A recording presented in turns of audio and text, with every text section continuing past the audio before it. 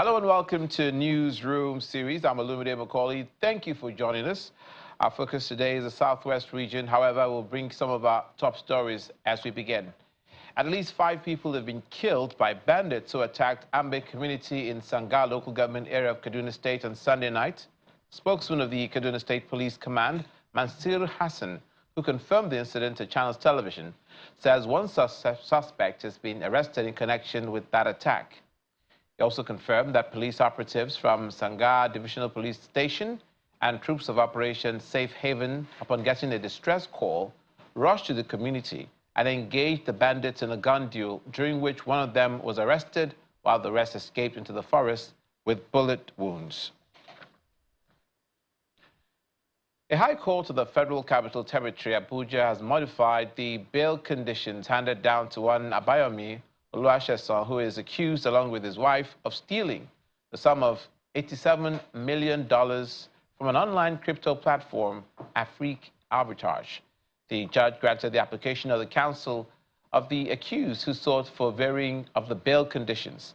The judge modified the bail conditions slightly to require that the 2 sureties own properties in the FCT, and not Maitama in particular, while the bail bond was dropped to 400 million naira. Meanwhile, the court has fixed 14th of May to commence speedy trial of the case, while the 2 accused persons were returned to Suleja Correctional Facility, pending the perfection of their bail conditions. Now, the last has not been heard of the controversy surrounding the construction of the coastal road from Lagos to Calabar.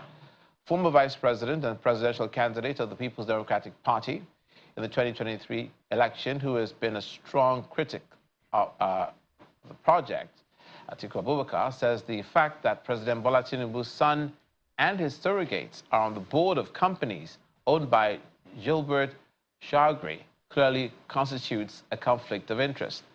Mr. Abubakar said this in a statement by his media advisor, Paul Ibe, where he advised President Tinubu to focus more on attracting real investors than adopting propaganda as a state policy. The former vice president said that the president's son, Sheyi Tinubu, is a director on the board of the CDK Integrated Industries, a subsidiary of the Chagri Group, which manufactures ceramic tiles and sanitary towels. Citing a report by Paris-based African Intelligence News Agency, where it was revealed by the Corporate Affairs Commission that Mr. Sheyi Tinubu is officially a business associate of Chagri, the former vice president said it was not surprising that the Chagri Group had become the biggest beneficiary of the Tinubu influence. The former president restated that it has become obvious, even to the undiscerning, that the Lagos-Calabar Coastal Highway is being done in a hurry, purely because of the business relationship between President Tinubu and Gilbert Chagri, the owner of High-Tech, the contractor that was awarded the contract for the highway project in contravention of the procurement laws.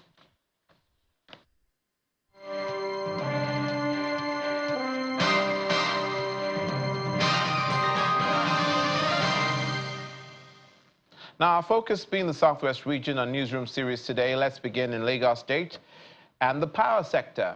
The Ikeja Electricity Distribution Company has reduced the electricity tariff payable by its banned customers to 206 naira 80 kobo per kilowatt hour from the 225 kilowatt hour approved by the Nigerian Electricity Regulatory Commission. According to the notice, the downward tariff review of the banned customers will take effect from today, May the 6th, 2024. This was disclosed by the company's spokesperson, Mr. Olufadeke Omorodion, via a notice to customers. The decision to reduce the tariff may not be unconnected with the public outcry over the increase in electricity tariff, which industry observers, civil society organizations, and labor unions have described as insensitive. But the tariffs for bands B, C, D, and E remain unchanged. The Lagos State government says that property owners whose structures hinder the flow of drainage in Mende, in the Maryland area of Lagos mainland, were served requisite notices before the buildings were removed from the System 1 drainage right-of-way.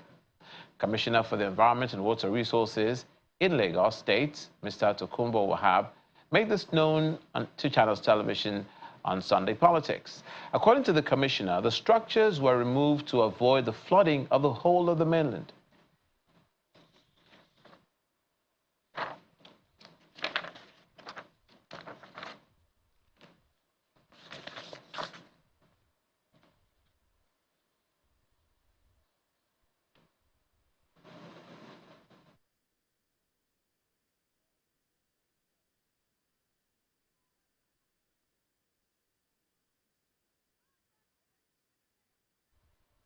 Meanwhile, the Lagos State government says a total of 172 roads have been completed across the state in the last 1 year. The Special Advisor on Infrastructure, Mr. Olufemi Daramola, made this known at the ongoing 2024 ministerial press briefing held at Alausa in Ikeja. He gives an assurance of the completion of the new Massey Children's Hospital and other ongoing projects, and other ministries also given an account of their scorecard in the last 1 year. Another set of head of ministries and agencies converge on the Bagauda Kauto Press Center, Alausa, Secretariat, Ikeja, to take part in the ongoing 2024 ministerial press briefing. Agree with me that the Ministry of Works and Infrastructure. The initiative, organized by the Lagos State Ministry of Information and Strategy, provides an opportunity for the public to know what has been achieved in the last 1 year of the administration of Governor Sanwo-Olu and his deputy, Kadri Hamzat, in their second term in office. The Ministry of Works and Infrastructure takes the lead in reeling out their achievements, part of which is the completion of 172 roads. From May 2019 to date, the Office of Infrastructure, under the leadership of Mr. Governor Babajide Olusola Sanwo-Olu and the Deputy Governor, Dr. Obafemi Hamzat, has succeeded in completing 172 roads, which translates to about 177 kilometers of road network, using an average of 7.3 meters as the baseline width. Additionally, 253 projects are ongoing, which in completion will translate to an additional 298 kilometers.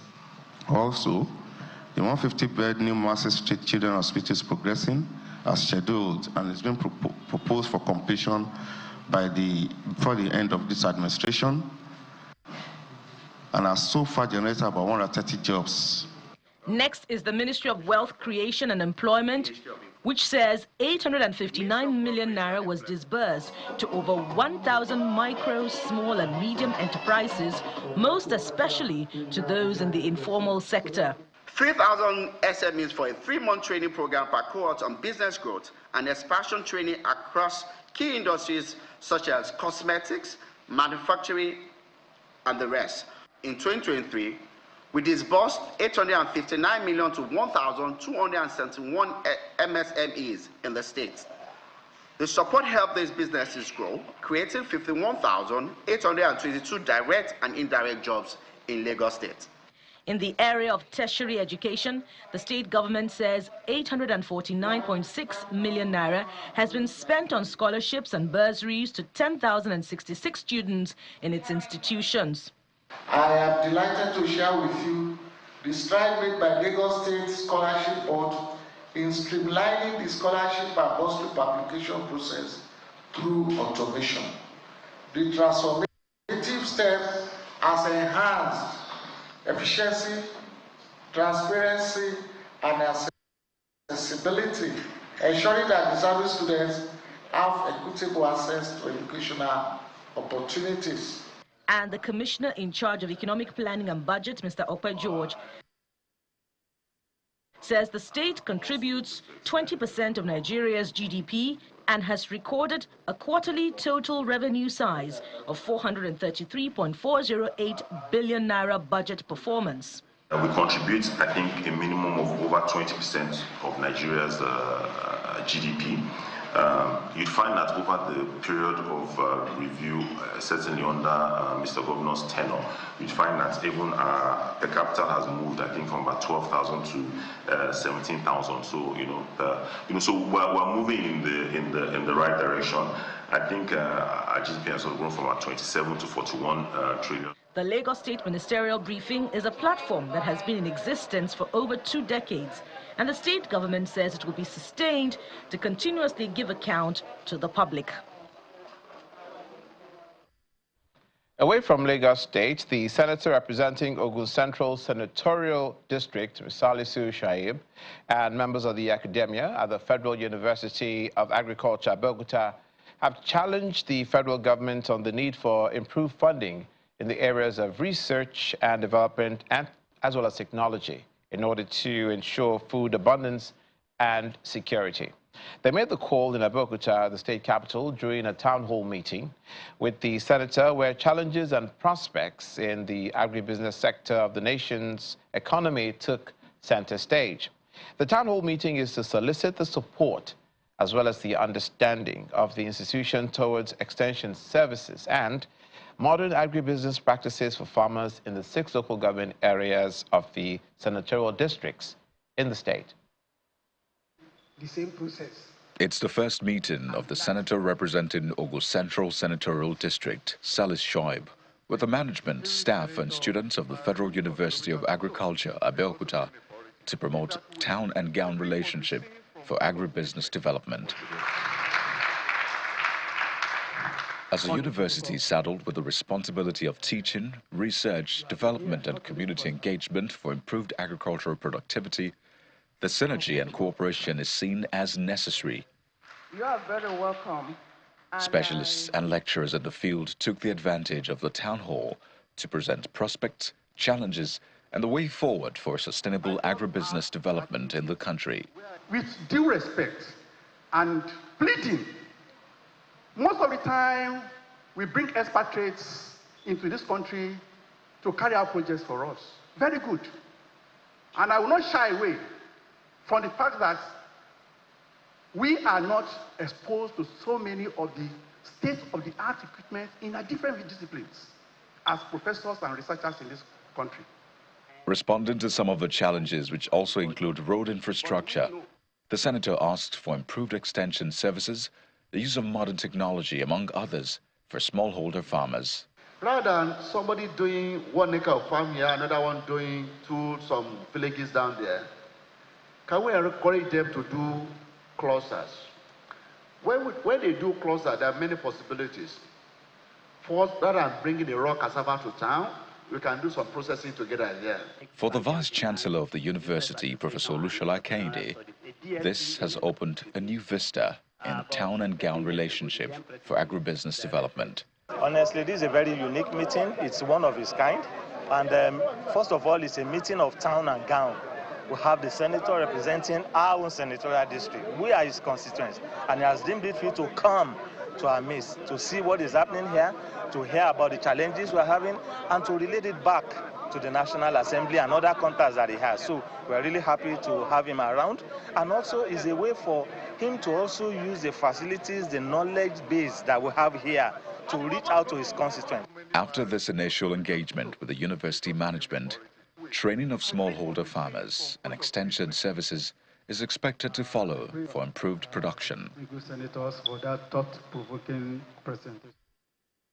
Earlier, we were reporting on the actions taken by the Lagos State government to remove illegally constructed buildings that were in the right-of-way of drainage channels in Mende area of Lagos mainland. And we have in the studio with us a real estate investor and developer, Mr. Femi Rajas, to talk some more about what happened in this regard. Thank you for coming on the program. Thank you for having me, Olumide.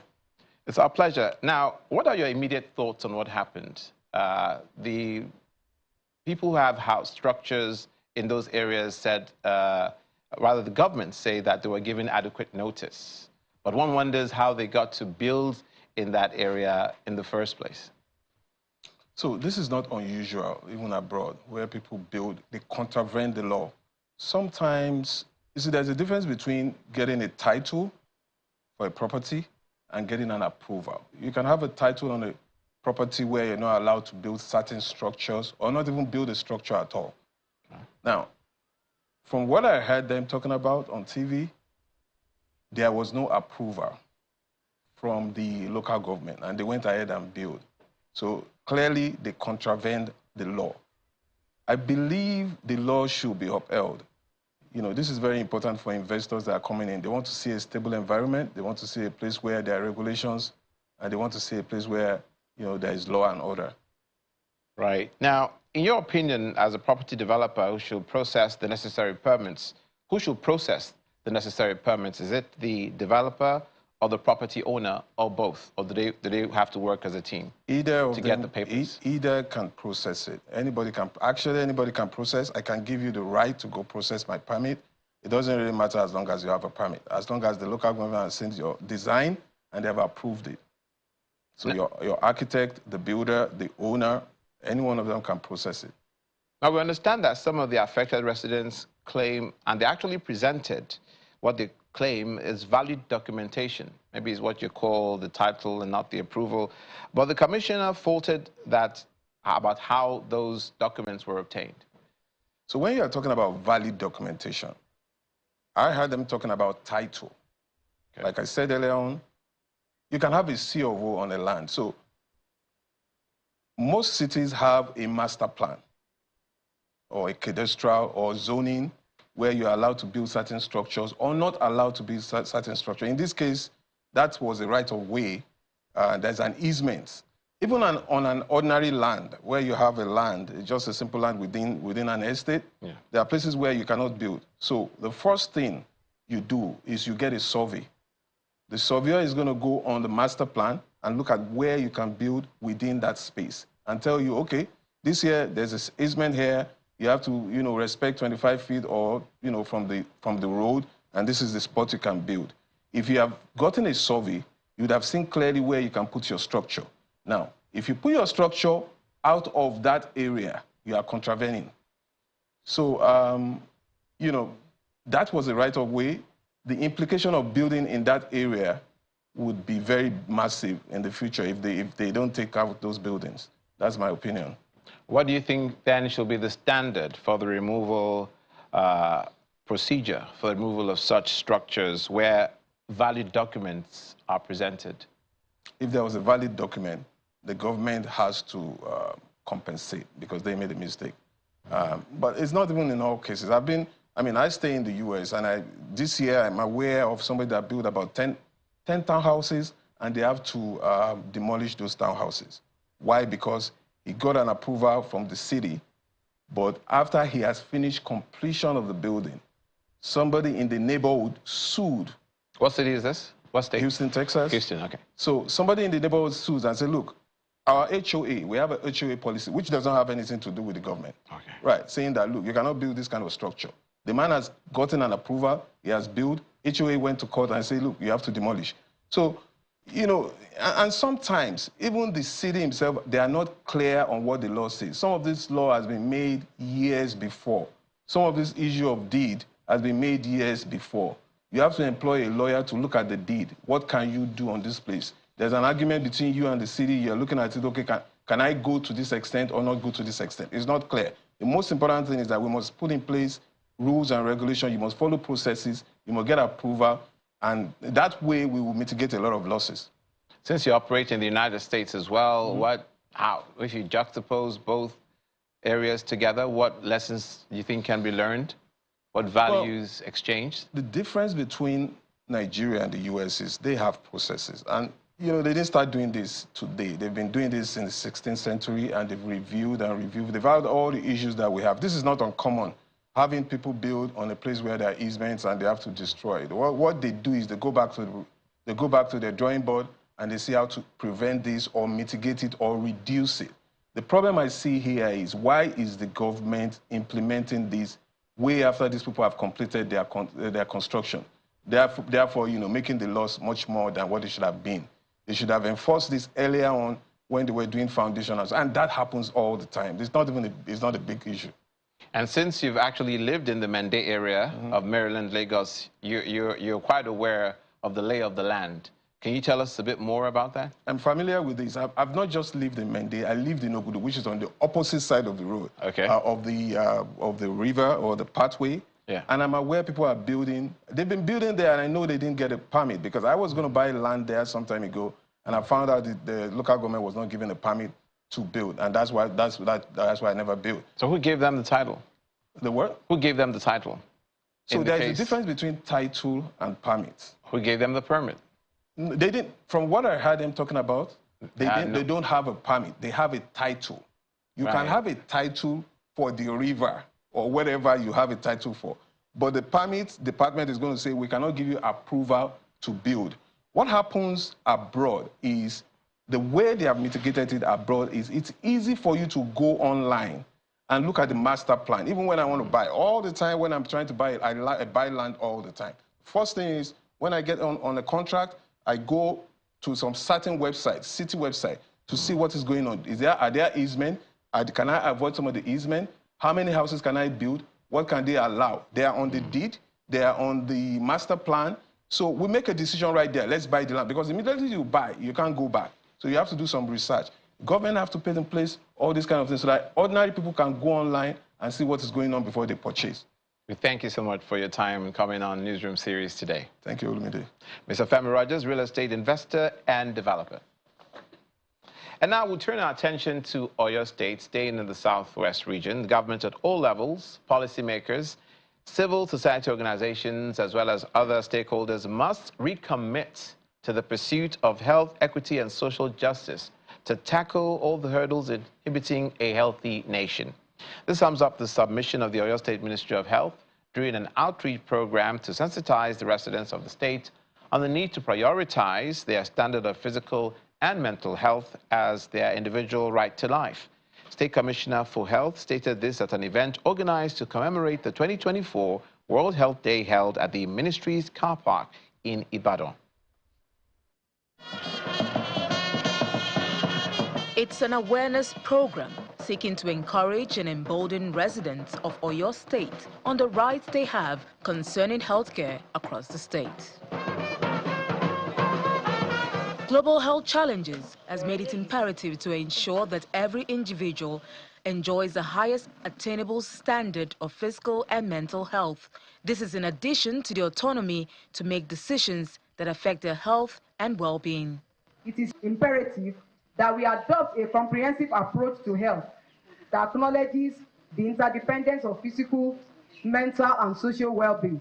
This entails investing in comprehensive health systems that prioritize primary health care, mental health services, and preventive interventions, while also addressing the social determinants of health, such as poverty, housing, and even education. The Right to Health theme of the 2024 World Health Day aligns with the Omitutun 2.0 agenda of the Oyo State government, with special attention given to the universal health coverage. In His Excellency's unrelenting effort to ensure habitable and friendly facilities, he renovated over 200 primary healthcare facilities across the 33 local government areas in the state for the overall benefit of the people of Oyo State. Furthermore, to prevent the outbreak of vaccine-preventable diseases and other epidemic-prone diseases, the present administration has improved the capacity of the local immunization officers through training and retraining, and has equally trained 309 primary healthcare workers on the One Health approach to epidemic management. Armed with right to make informed decisions, the Oyo State Coordinator, World Health Organization, Dr. Zoto Philip, appeals to residents to be health conscious, ensure regular medical checkup, avoid self-medication, maintain safe and hygienic environments, and always be ambassadors of good health. It is important to state that where mothers and children are properly utilizing the health services provided by the government, in collaborations with partners, mothers and children are surviving today better than before now. The maternal mortality ratio has decreased where people are utilizing these services effectively. Life expectancy has also increased. Under 5 children dying because of vaccine-preventable diseases malaria, and other childhood illnesses has also significantly reduced.